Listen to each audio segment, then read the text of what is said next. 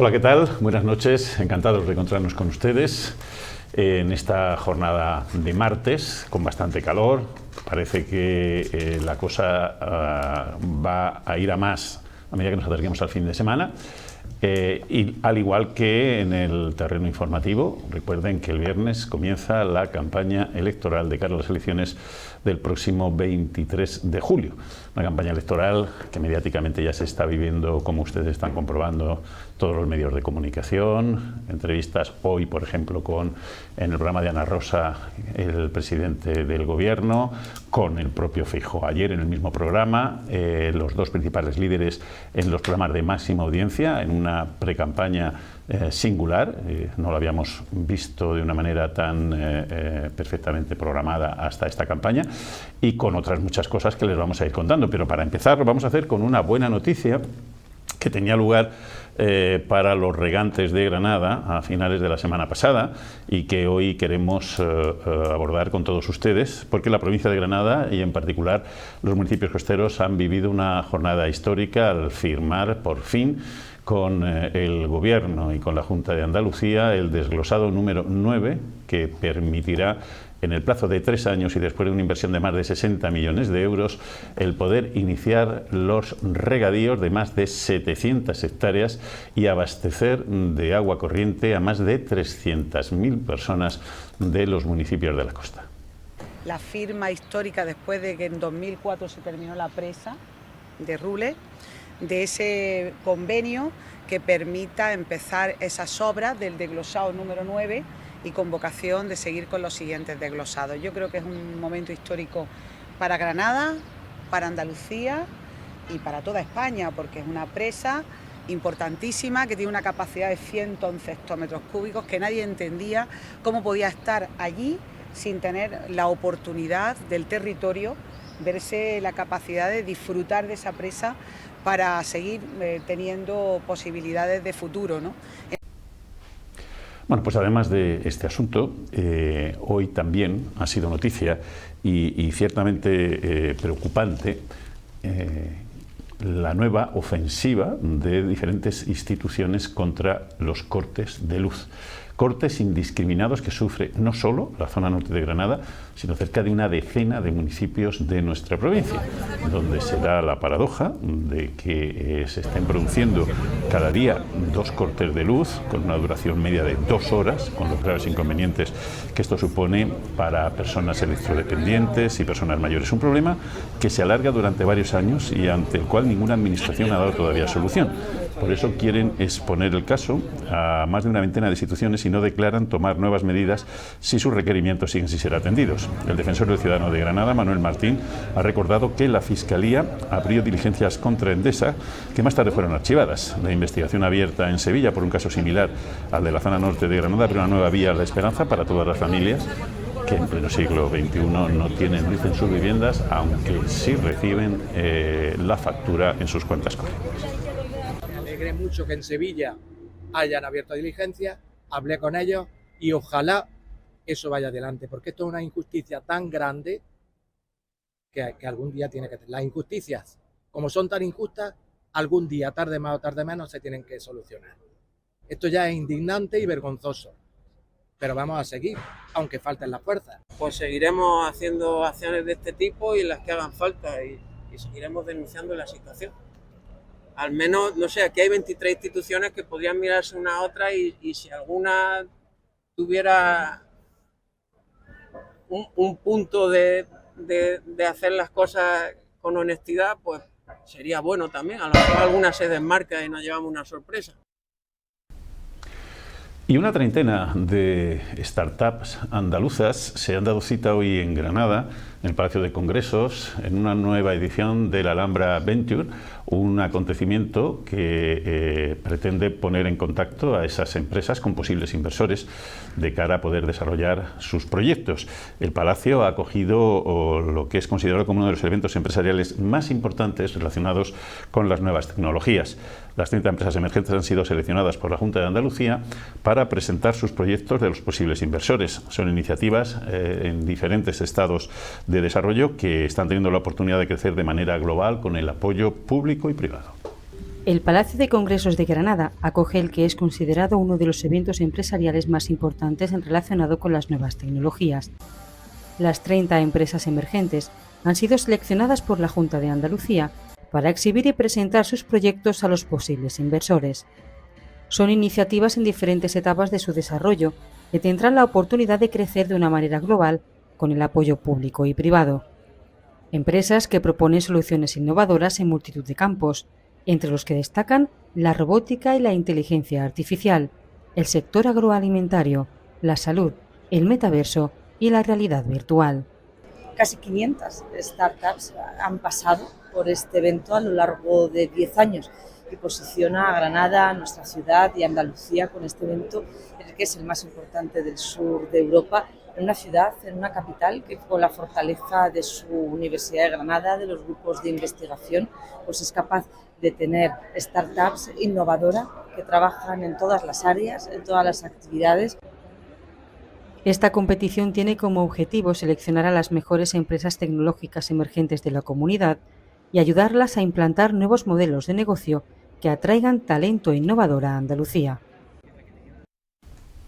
Bueno, pues estos son algunos de los asuntos de la actualidad de esta jornada de martes. Hay más, enseguida los van a ir comprobando ustedes, pero para charlar sobre ellos y para intentar hacerlos un poco más comprensibles para todas y todos, pues hoy contamos con una mesa muy cualificada para algunos de esos temas que vamos a tomar. César Girón, buenas noches, bienvenido. Buenas noches y calurosas noches. Enrique Moratalla, un placer. Dos placeres. Juanfran Delgado, bienvenido. Agustín Luis Robledo, encantado. Bueno, si les parece, a lo mejor lo echan de menos, pero no lo hemos olvidado. El tema fundamental del día era las cifras del paro, que han descendido en Granada, pero es verdad que lo han hecho bastante menos de lo que lo han hecho en Andalucía y en el resto del Estado. Concretamente en Granada el desempleo ha bajado en 600 personas.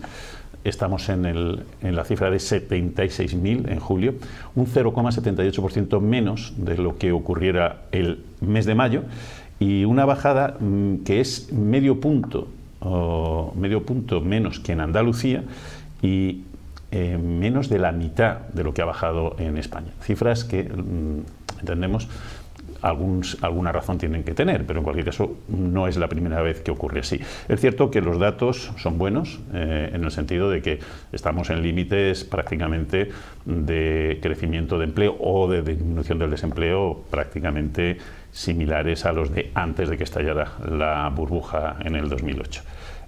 Juanfran, ¿a qué se debe que en Granada el empleo crezca menos de lo que lo hace en el conjunto de España y de Andalucía? Hombre, yo creo que en este caso me da la impresión, dado que el turismo está aumentando y está tirando bastante de la economía española, el turismo, que hay quien decía, crece mucho el empleo en España más que en la Unión Europea, pues crece porque bajó más también con la pandemia y porque el turismo ocupa una parte muy importante de nuestra economía. Pero la provincia de Granada yo creo que tiene que ver con la sequía también y con la influencia de la agricultura, a mi juicio, ¿no? La sequía está haciendo que muchos cultivos reduzcan, y enlazamos con el tema de la presa de Rules, reduzcan mucho su cuidado, reduzcan mucho los jornales que hay que echar allí, reduzcan mucho todo lo que significa, pues por ejemplo, lo que está pasando en la costa, que está habiendo pues una tala o un coma inducido, que le han llamado en algún periódico, de algunos aguacateros, y esto lógicamente pues está haciendo que se necesite menos mano de obra también, ¿no? Es decir, yo creo que la agricultura, la sequía está haciendo que la gente pues trabaje menos en la agricultura y se reduzca menos el paro en una provincia también que sobre todo en la costa tropical, donde la sequía está afectando bastante a los cultivos tropicales, ¿no? Agustín. Pues nos haría falta saber los datos desglosados, ¿no?, por sectores, para saber si, por ejemplo, en agricultura ha bajado mucho.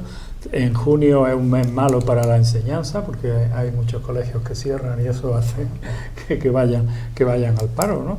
Nos haría falta saber desglosado. Lo que es el centro y Sierra Nevada es temporada baja de turismo, no es lo mismo que nuestra costa, no es tan potente como el resto de costa, entonces había que ir conociendo los datos para ver eso. Os comento, mira, en junio el paro ha bajado en todos los sectores, excepto en la construcción, que ha subido. Los servicios han encabezado el descenso, el sector servicios, y le ha seguido el colectivo de personas sin un empleo anterior, la industria y la agricultura. Y han bajado las contrataciones, eso sí, se han firmado 28.000 contratos en la provincia de Granada, 3.500 menos que el mes anterior, 10.300 indefinidos. Pues ahí tienes la explicación está clara, es el tema de la construcción lo que más ha aumentado el paro, por así decirlo. ¿Qué tiene que ver? La subida de los tipos de interés y la falta de acceso a los créditos por parte de las constructoras, que hace que se haga menos obra. Yo creo que esa es una explicación también cercana a lo que estamos hablando, ¿no? Agustín. No, me iba a hablar del sector de la construcción, que basta que un ayuntamiento no dé una licencia o se retrase la licencia para que se pague toda una obra que pueden entrar 200 o 300 personas, ¿no? Si es una planificación de un gran sector. Pero que al margen de eso yo creo que tenemos un problema que podemos llamar endémico y en Granada, y es que no tenemos una red suficientemente dinámica de empresarios, ¿no? Granada está lejos, desgraciadamente, de Málaga o de Sevilla en tener esa gente con capacidad innovadora, y se notan todo esto, ¿no? Enrique. A mí creo que ellos han hecho un análisis bastante adecuado y certero. Si ríete que otras veces no lo tiene, o sea que en esta ocasión sí estoy muy de acuerdo con lo que ellos están diciendo, pero sobre todo con el tema de la agricultura.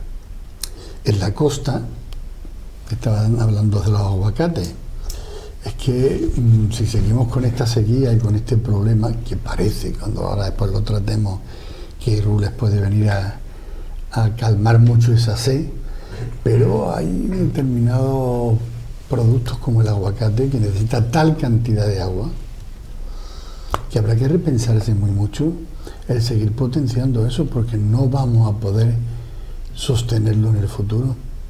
Es imposible. No sé decirte ahora mismo de memoria, pero la cantidad de litros que requiere por kilo, que está estudiado, pues yo creo que es una verdadera ruina, y eso tenemos que replanteárnoslo. Habrá otras cosas que se pueden hacer, o sea que eso no hay ni que rasgarse las vestiduras ni nada por el estilo, pero seguir cultivando aguacates pensando que es el mejor de los negocios no es posible, porque no tenemos agua para eso. César. No tengo nada de sí mismo que añadir a lo que han dicho tanto Juanfran como Agustín. No tengo una visión muy concreta sobre el tema. La verdad es que es estructural, una vez está más arriba, otra vez está más abajo. No sé por qué este año habrá 600 parados más o menos, según queramos considerarlo, ¿no? En cualquier caso, lo de la construcción yo creo que se puede ser importante, me ha llamado la atención. Yo creo que es demasiado pronto todavía para ver la repercusión de la elevación del crédito, ¿no? Pero bueno, es posible que sea también uno de los factores que haya influido, y el hecho de que se transmitan menos licencias o que se estén ejecutando menos obras, pero no lo sé. La verdad es que yo creo que con el análisis que han hecho ellos me puedo formar ya una opinión. Bueno, como hemos hilado con el tema de Rules, y han escuchado ustedes la noticia, bueno, ahí está que por fin se haya conseguido firmar uno de los 11 proyectos de que consta, uno de los 11 tramos de que consta el proyecto. Ciertamente el fundamental, sin el que no hay posibilidad de seguir trabajando. 60 millones, más de 60 millones de euros de inversión, un plazo de ejecución de 3 años, si todo va bien. Habilitaría en torno a 700 hectáreas de nuevos regadíos, solo con este tramo, con este desglosado que se ha firmado, y abastecería de agua a 300.000 personas de los municipios de la zona. Son datos verdaderamente importantes para que hayamos tenido que esperar, César, empezó contigo ahora, 20 años. 20 años y lo que nos queda, porque me da la impresión de que mientras que en otros sitios estén hablando de inversiones, no sé, corredor mediterráneo, nuevas estaciones, aquí vamos a tener presas de Rules, que nos lo deben desde hace más de 20 años, vamos a tener presas de Rules todas las semanas o todos los días, ¿no? Porque yo no sé, de la semana pasada aquí, que hablamos también de Rules, yo he visto 3 o 4 noticias relacionadas con Rules, y al final lo que están haciendo es hacer lo que había que hacer. simplemente poner las canalizaciones. Yo espero que ya no haya más noticias de que se ha firmado, se ha hecho, no, que se pongan ya con la obra y se pueda hacer con carácter urgente, que la hagan cuanto antes y ya está. Bueno, bien hecho está lo que bien hecho está, llega, ¿no? Pero en cualquier caso llega tarde, pero bueno, ahí está lo de Rules. Espero que haya más noticias sobre otras cuestiones. ¿Agustín? Estamos exagerando, ¿eh? No son 20 años, son 19. Diría algún político, y perdonadme la broma, acabó en 2004. En 2004 se acabó la presa de Rules y lo triste es que en el 2005, pues dejamos un poquillo de descanso, no se estuviera construyendo, porque César lo ha dicho muy bien, lo que hay ahora es un acuerdo, espérate, que ahora tienen que ejecutarlo. Entonces, aquí ha dimitido alguien, ha pasado alguna cosa, o sea, 19 años enteros siendo la piscina más grande de Europa. Y de agua de Lanjarón. Vale, de extraordinaria calidad de la sierra, que podíamos haberla embotellado y vendiéndola. Sí. Algo se podría haber hecho eso. La verdad es que somos una provincia absolutamente dejada de la mano de Dios y con políticos muy ineficaces, lo vemos por todos lados, ¿no? Lo veíamos el otro día con la cantidad de cuneros que nos han llegado a las listas electorales. Yo no sé por qué. En general, yo tengo la impresión de que el Estado español funciona regular. Pero cuando llegan los tentáculos a la provincia de Granada, ya es que no funciona directamente. Juanfran. Bueno, yo creo que se nos ha olvidado, digo, por poner una nota de humor, ¿no? Se nos ha olvidado que se practican los deportes de pantano allí. Es decir, que yo he visto el windsurf, deportes náuticos. Los deportes náuticos del windsurf, etcétera, etcétera. Pero sí, yo creo que la verdad que 20 años, como dice la canción, 20 años no es nada, 20 años es una eternidad, pero se está convirtiendo la provincia a los 20 años, porque con el AVE pasa igual, con la autovía de la costa estaba cerrada hasta llegar a la provincia de Granada, nos tiramos 20 años después también, es decir, y en 20 años en la agricultura pasan muchas cosas, ¿eh? Una cosa que un dato, sí. Un ingeniero nuestro, de amigo nuestro, dice que desde el año 2005 ahora se han tirado 7 pantanos completos. O sea, lo que ha entrado de agua y lo que se ha ido de agua, 7 pantanos completos.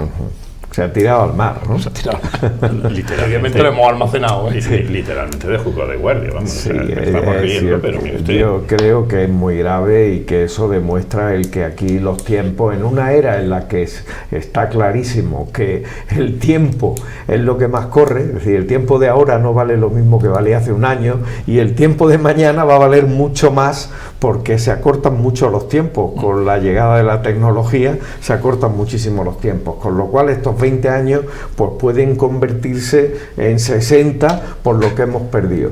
En el año 2021 yo recuerdo, hilando con el tema que hablábamos de los aguacates, ¿no? En el año 2021 yo recuerdo que ya se empezaba a hablar de que había que talar aguacates, porque es imposible en una situación de sequía que ya empezaba entonces mantener la misma producción de aguacates que tenemos. Eso es imposible, porque todo el mundo, además los jóvenes, todo el mundo quiere meter el aguacate en su dieta, con lo cual hoy me decía uno de los directores del MIT, no, el Tecnológico de Monterrey de México, me decía que México tiene otro problema con el aguacate, que los americanos no hacen nada más que pedirle aguacate y están viviendo una sequía extraordinaria en estados como Michoacán y los estados del norte, que son aguacateros para suministrar a Estados Unidos, tienen el mismo problema. Estados Unidos solo hace que pedir más aguacate para consumir y ya no dan para más porque el aguacate consume muchísima agua, mucha agua. Claro, aquí nos hemos encontrado, los invito a que ayer yo fui a Motril, antes de ayer, y resulta que ya desde la carretera se ven muchos troncos cortados de aguacateros y blanqueados. ¿Por qué? Pues porque dentro de 4 años, si las cosas mejoran, cosa que ojalá sea así, pero todo hace decir que con el cambio climático va a ser difícil que mejore la situación de sequía. hasta dentro de 4 años los agricultores han dicho, bueno, pues a lo mejor dentro de 4 años volvemos a cogerlo. Pero claro, la pregunta es la que hacía Enrique. La verdad que tanta producción de aguacate la provincia puede aguantarla, eso independientemente de lo del pantano, que esto es la presa, que esto es otro tema, ¿no? Que 80.000 toneladas de aguacate, que es lo que se saca de ahí, de esa zona, ¿vosotros creéis que con el agua que tenemos es posible? No sé, es una pregunta que hay que ponerla ahí encima de la mesa, ¿no? Enrique. Pues hombre, volviendo a Rules, ¿no? De vuelta para Rules, yo estaba en el año 90 y tanto con Juan Santaella como funcionario en la delegación, entonces llamada de Gobernación, y ya se empezó a hablar de Rules. Yo me acuerdo en las reuniones de coordinación ya se empezaba a hablar de Rules. Fíjate todo lo que no ha llovido. Eso te iba a decir, yo hubiera llovido no poco. Ha llovido, pero el tiempo que ha pasado. Sí, ¿Qué pregunta? Podemos incluso remontarnos, porque me parece que la primera vez que se habló aquello fue en 1957, fue cuando se empezó a hablar de las dos presas, Berna y Rules, ¿no? Tú fíjate. Que desde que se empieza un proyecto hasta que se acaba. En concreto, de Rules, yo creo que, aparte de felicitarnos y decir, bueno, que estupendo que por fin parece, ¿no?, que ya hay algo sobre la mesa, habría que pedir responsabilidades. O sea, no es que sea una atrocidad, es una canallada para esta provincia que hayan pasado 20 años y como creo que eres tú el que lo decía, ¿no?, que se han tirado no sé 7 veces los pantanos. 8 pantanos, casi 8 pantanos. Pero no estamos hablando solo de los pantanos, acordaros lo que yo he dicho. El metro, Pedro Julián Lara lo empezó a vender en el año 97 y se puso en marcha en el 2015. Quiero decir, casi 20 años. El AVE, vamos por lo mismo. De esa época que yo te estoy diciendo, era delegado de Obras Públicas Pedro Julián, fíjate. Bueno, vamos a eso. Y quiero que empiece Agustín Ruiz Robledo. Vamos a ver. La foto de la firma de el desglosado 9, yo diría que es obscena. O sea, ¿qué pinta la gente riéndose con una sonrisa de oreja a oreja en esa firma? Oye, usted, es que no hay nada que celebrar. O sea, es que tenía que haber dimitido desde el primero hasta el último. Yo lo que pregunto es, compartiendo en parte algo de lo que ha dicho Agustín, eso habla muy mal de la escasísima categoría de la clase política granadina, que no es capaz de plantarse ante las administraciones, sean del color que sean, conjuntamente decir, señores, hay cosas que están por encima de todo, pero también de la escasa exigencia de responsabilidad de las administraciones, de los partidos y de la abulia de la sociedad, que no se planta. En Murcia se han tirado durmiendo, sentados al lado de las vías 2 años para conseguir lo que en Granada no tenemos, ni creo yo que vayamos a tener, que es el soterramiento del AC. Bueno, es que aquí Murcia lo han conseguido. Se reúnen una serie de factores que es la tormenta perfecta. Pues posiblemente lleva razón, y los políticos granadinos son una manifestación de lo que somos los ciudadanos granadinos. Yo creo que posiblemente sea eso. Pero a mí en general, como estudioso del derecho, a mí me preocupa cada vez más la paralización de las administraciones, mientras que se legisla muchísimo. El jueves salió un decreto ley de 220 páginas. El omnibus ese que le llaman, ¿no? Que entraba en vigor el 1 de julio. ¿Y quién le da tiempo a leérselo? Un totum revolutum ahí que no... Entonces estamos cada vez en, no sé si en mundos paralelos, que va por un lado va la legislación y por otro lado van las administraciones públicas, y aquí lo que hay es cada vez más retraso en la gente que solicita una subvención o en la gente que quiere ir al médico. Y ya cuando las pagan ya ni te cuento. O sea, yo no pagar, la están pagando pronto. El problema es que después la devuelven. Hay que devolverla. Sí, yo estoy de acuerdo completamente en que tenemos un problema con la administración pública, un gravísimo problema en España, en general en los países del sur de Europa, no solo en España. ¿Por qué? Pues porque va a un ritmo distinto del de la sociedad, muy distinto.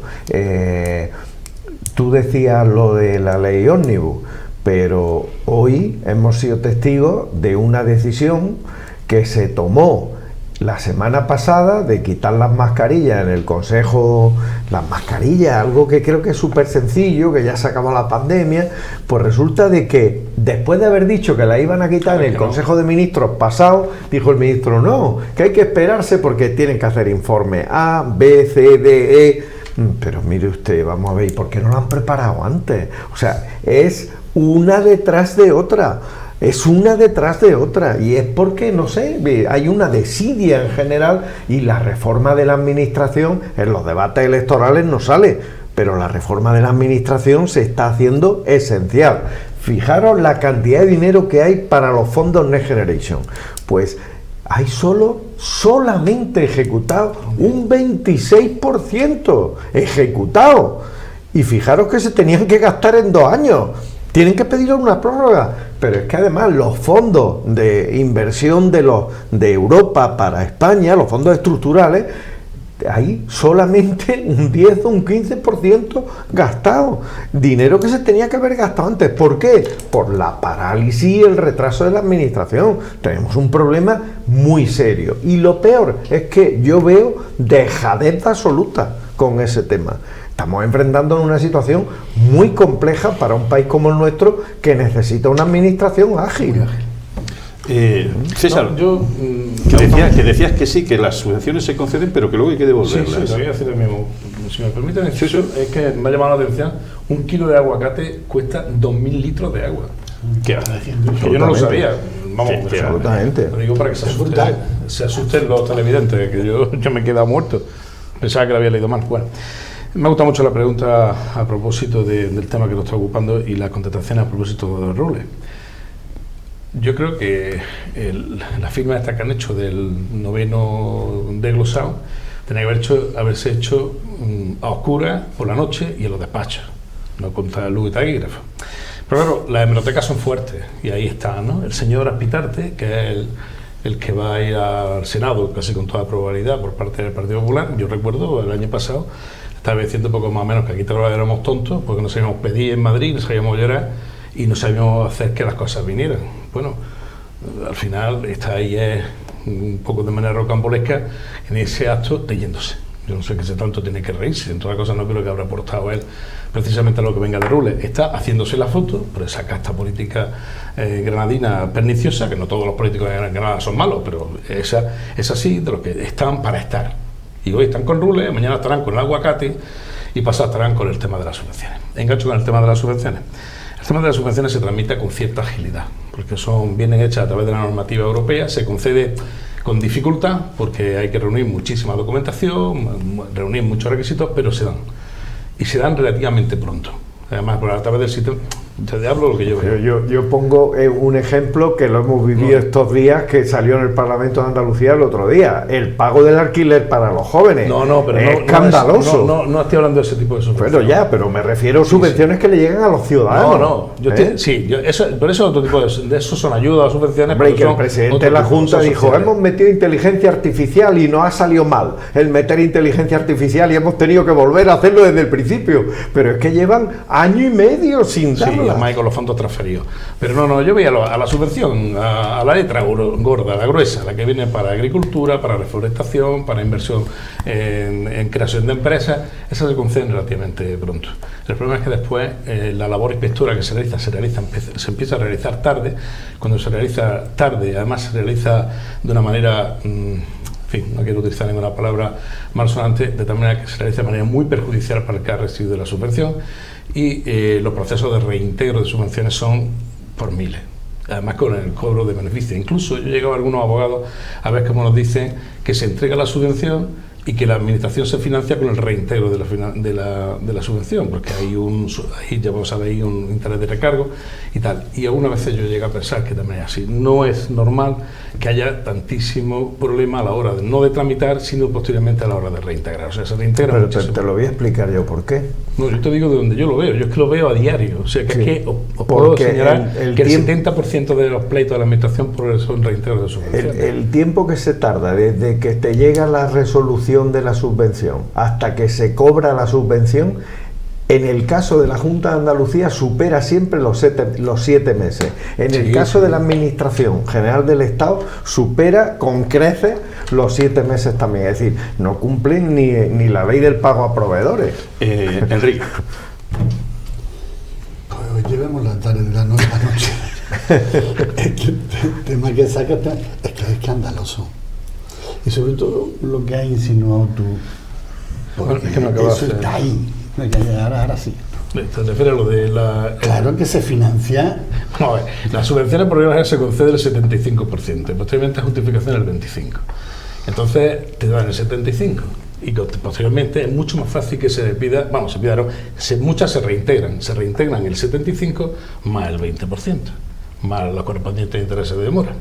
¿Entiendes? O sea que nos vamos al 100% cuando he recibido el 75%, que es lo que hace la Administración, que a través de muchas subvenciones se refinancia. Se financia. Pues, yo, como John Lennon, quiero imaginar un mundo sin subvenciones. ¿Vale? ¿Os imagináis? O sea, la cantidad de dinero que quedaría libre para que los ciudadanos nos lo gastemos lo que queramos.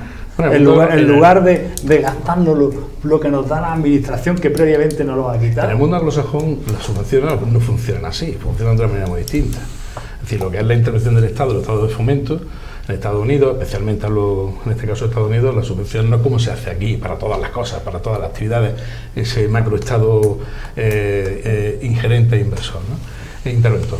Entonces, se conceden las subvenciones, pero tienen que estar los estudios perfectamente bien realizados, se realizan de otra manera muy distinta, ¿no?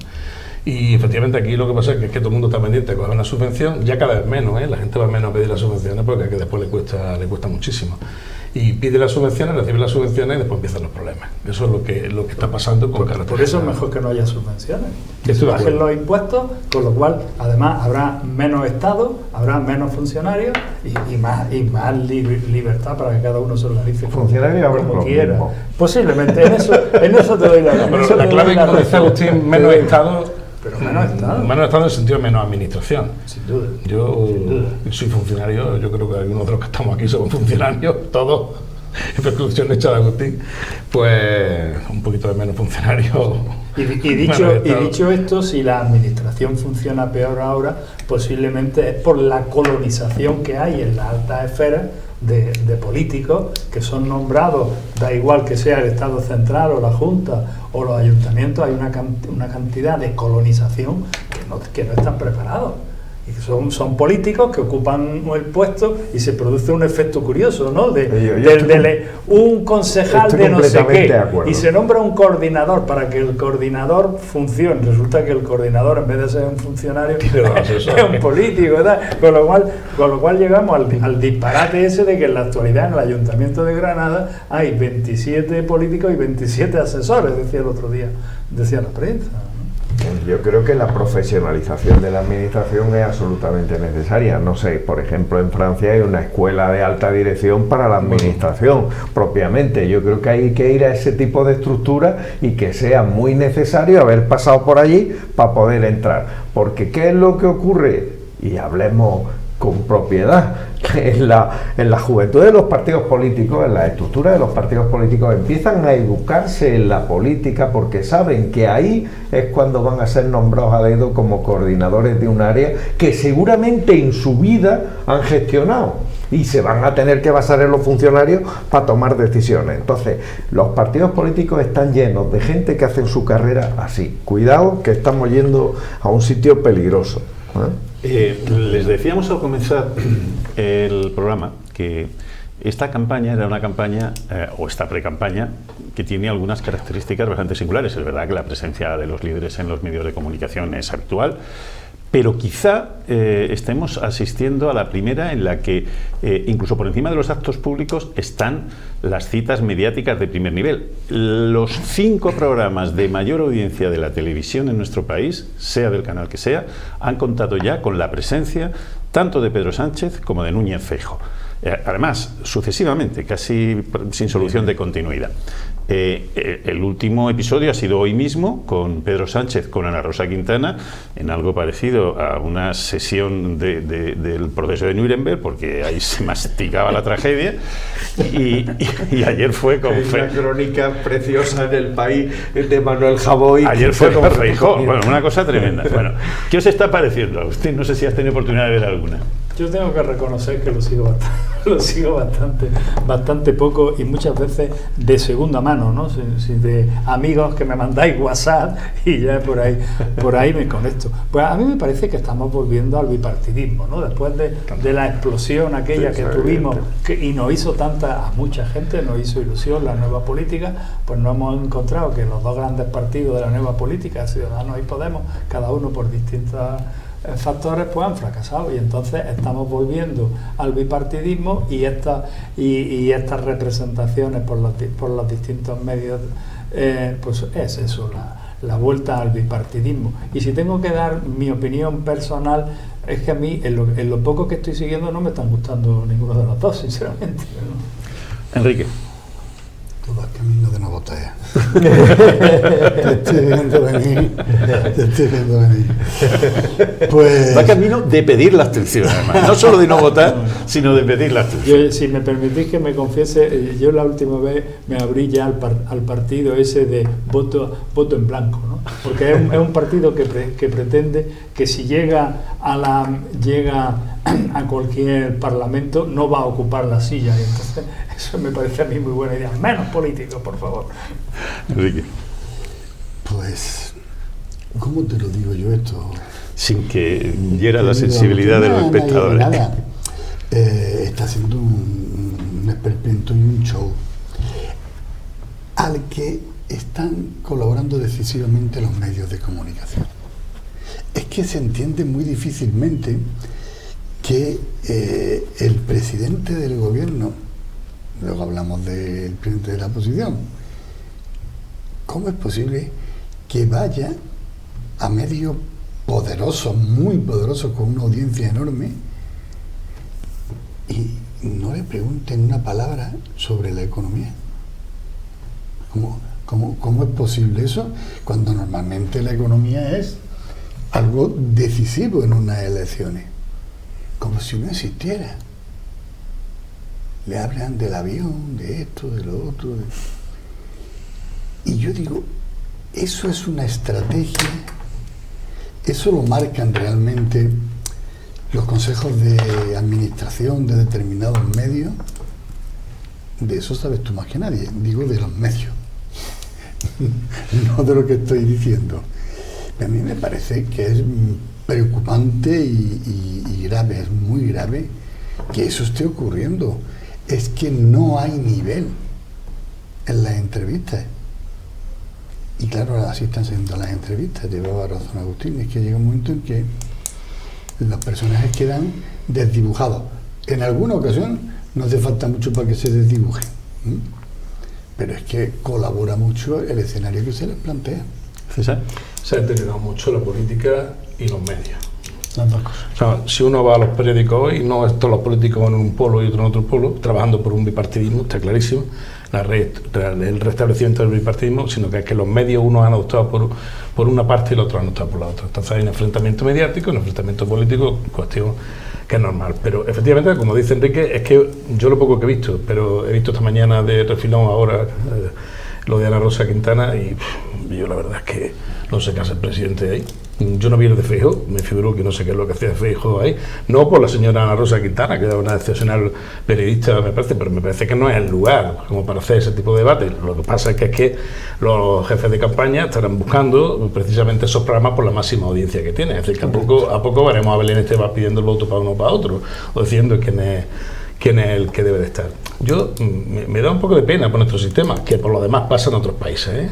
Pero yo recuerdo hace años, ¿no? Cuando Pilar Miró, recuerdo cuando aquellos programas de medianoche y Alfonso Guerra, o bueno, y anteriormente con otros magníficos periodistas, bueno, que ya no están, ¿no? Pero indudablemente esto hubiese sido absolutamente impensable.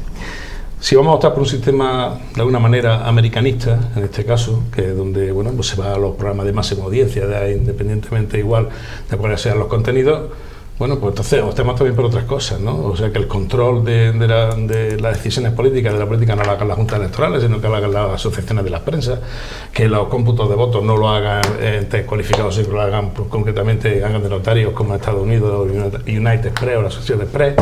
En fin, a mí no me está gustando. Yo ver al presidente, puedo ser más a favor o menos a favor de él, pues arrastrándose por los programas, y a continuación Feijóo arrastrándose también por los programas para intentar dirigirse a un público que no sabe uno muy bien a qué tipo de público se está dirigiendo, sino que se está dirigiendo realmente a una masa, a un egregio ahí un poco confuso para intentar sacar unos votos. Pues la verdad que a mí me dice muy poco de la política en este momento. Yo echo de menos unos buenos debates donde nos entraremos de economía, de relaciones internacionales, de qué pasa con el Sáhara, qué pasa con la expansión por Hispanoamérica, o muchísimas cosas que es lo que a mí me interesa, pero que eso es a mí, no sé lo que le interesa al resto del personal.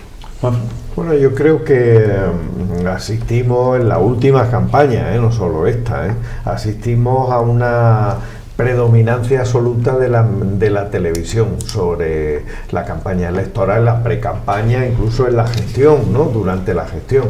La televisión es el medio que está dominando, la televisión a la carta, porque hay que decir que esta mañana ha sido en directo, yo tampoco la he visto, no ha sido en directo, pero está la carta para cualquiera. Luego está la post-entrevista, que es tan importante o más que la entrevista. Luego están las redes sociales, que multiplican por mucho. Mira, la televisión tiene tal poder, decimos, no, el problema está en los medios. No, los medios, Pablo Motos hizo el otro día el récord de audiencia que tenía El Hormiguero.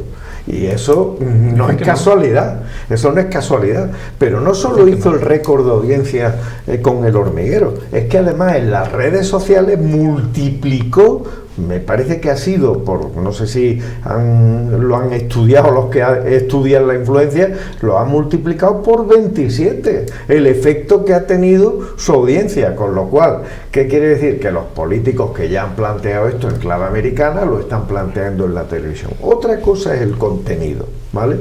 Que el contenido yo creo que es otro tema, lo planteaba Enrique antes sobre el tema de la economía. No es una cosa en España, es en todos sitios. Es decir, el contenido lo marca un poco las tendencias que van apareciendo en redes y los memes, por así decirlo, que los memes son muy importantes en todo esto, porque da la imagen y la gente ve antes un meme que lee un periódico o que lee un artículo de un periódico. Entonces, ¿qué dan los memes? El Falcon. ¿Qué dan los memes? El Bildu que te bote chapote. ¿Qué dan los memes? Pues toda esa imagen que dan los memes son los que se discuten. ¿Algún meme habéis visto vosotros con que bajando el paro? Sí, los que racionalmente la gente del PSOE acaba poniendo, la gente del PP acaba poniendo racionalmente, que tienen poco que poner racionalmente, pero recurriendo al voto emocional, que es lo que están haciendo, lo que provoca un voto emocional es lo que hace la imagen, y es lo que hace una imagen que se procesa, por cierto, de manera mucho más rápida que las palabras, con lo cual es mucho más fácil de entrar en ese sentido. Y la agenda la ha marcado esos ¿cómo se llaman? Lo que se repite con mucha frecuencia, ¿no? Los mantras. Los clichés estos que le van colocando, pues en este caso al presidente. La agenda, ¿quién la ha marcado en todos los debates? El Partido Popular, el que está llevando la agenda de esta campaña. Realmente es el Partido Popular, los estrategas del Partido Popular y todos los medios de la derecha, que son los que están marcando la agenda. Yo no sé si la última semana los estrategas del Partido Popular están muy contentos con la campaña, porque el tema de Vox les está haciendo muchísimo. Están preocupados. Yo sé que están preocupados. Antes de cerrar este capítulo, empiezo por ti, César. ¿Esperáis algo del debate entre el presidente y Feijóo del lunes que viene? Pues la verdad es que no espero mucho. Yo creo que los grandes temas no van a salir y no sé la postura que va a adoptar el presidente, si va a ser más defensiva o más agresiva. El señor Feijóo, pues ya sabemos un poco cómo es, lo gallego que es. No espero mucho. Sí que es verdad que me gustaría enterarme ya de los programas económicos, de todas estas cosas que realmente es donde estamos jugando el futuro, ¿no? Pero yo personalmente no espero mucho, ¿eh? Yo creo que el debate va a estar a un nivel pastado bajo, donde no nos agradamos mucho uno a otro, y después, bueno, como esto va de partidismo, que cada uno decide lo que quiere, ¿no? ¿Agustín? No sé, si lo de te refieres a que no haya un excesivo nivel o grandes revelaciones, pues estoy de acuerdo, ¿no? No debemos de esperar mucho. Pero si hay entre 1 millón y 1,5 millones de personas que están dudosas, posiblemente para muchas de ellas ese debate sea muy decisivo, ¿no? En cuanto a los clichés, a mí me gustaría decir una cosa, ¿no? De teoría de comunicación. Y es que uno puede hacer un cliché sobre una realidad.